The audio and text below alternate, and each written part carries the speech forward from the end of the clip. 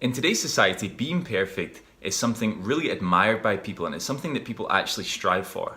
Not only physically, but financially, mentally, emotionally, occupationally, people are seeking out perfectionism in every part of their lives. However, the research is starting to show that perfectionism has a real high correlation to developments in mental health issues. So why exactly do we seek out perfectionism in our lives, and what impact can it actually have on us?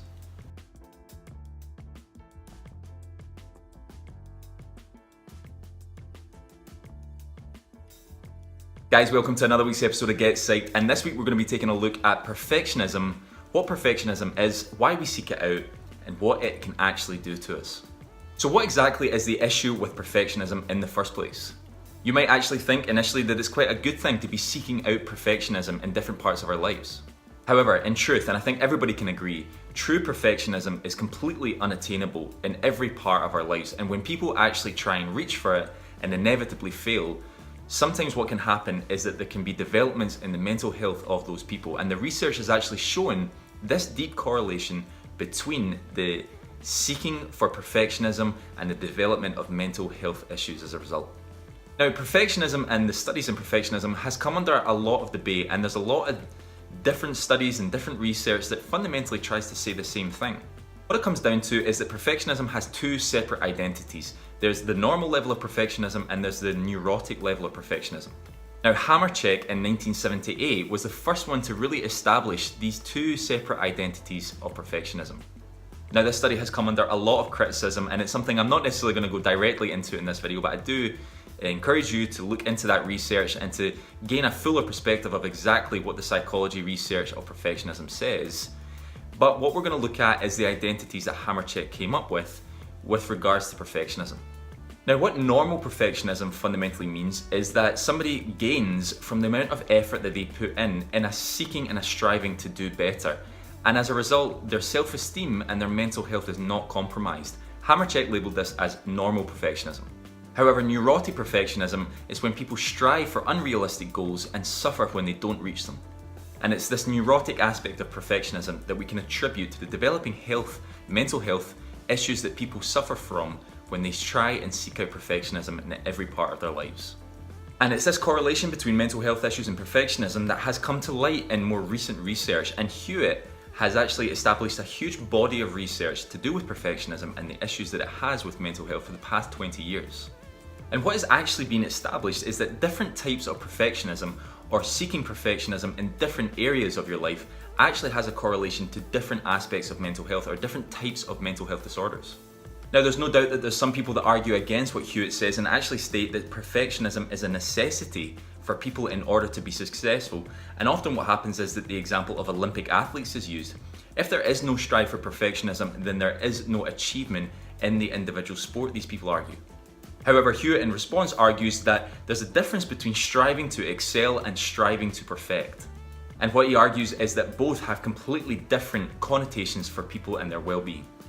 And this kind of goes back to some of our earlier points about a need to understand exactly what we mean by perfectionism and the different kinds of perfectionism and how they correlate to the well-being of people that experience a desire for perfection. Now, the research has shown that perfectionism is fundamentally completely unattainable, and this might come as no surprise to people watching this video. Not only this, but we actually suffer from a great sense of helplessness and hopelessness when we seek out perfectionism but cannot attain it. And not only this, but a demand of perfectionism from others can actually impact negatively our relationship with that individual.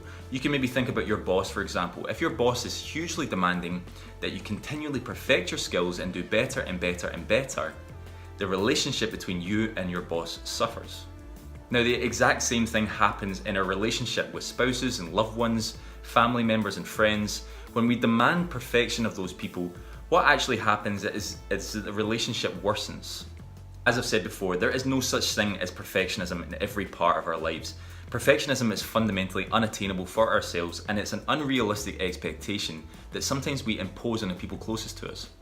So it's clear then that a desire and a real need for neurotic perfectionism, if we think back to some of the earlier studies that we spoke about, can have negative consequences on those people around us, and it can also have hugely negative consequences for ourselves. More and more research is coming to light that shows the connection between mental health issues and perfectionism. And what makes this even worse is that in today's society, we are continuously surrounded by perfectionism. I use this example often, but if we look on social media and Instagram and Snapchat, high filters, high resolution pictures really do make people seem that physically that they're perfect in some way. And what happens more often than not is that people attempt to emulate that. What basically happens is that they cannot emulate it.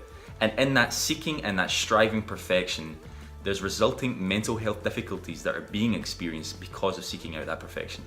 It's not only just on a physical standpoint or an attractiveness standpoint, it also comes to a success standpoint. Social media again has a lot to answer for in this example, and I'm sure everybody is aware of the perfect lives of people on Facebook who put up the best situations and the best stories of their lives for everybody to see. As a result, a lot of people might think they feel insignificant or that their lives aren't perfect and they need to attain and seek out that perfectionism. Like I said before, perfectionism is completely unattainable, and not only physically but also success-wise and emotionally, we can start to see the developing issues and negative consequences of seeking out perfectionism. Okay guys, thanks so much for watching this week's episode of Get Psyched. I've given you a very, very brief overview of the psychology of perfectionism, the impact of perfectionism, and what and how it actually has an impact on our daily lives. If you've been enjoying the videos, guys, then make sure to hit the subscribe button and make sure to hit that little bell next to the subscribe button, and you'll get weekly notifications of every time I upload every Monday. Thanks so much for watching, guys, and I'll catch you next week.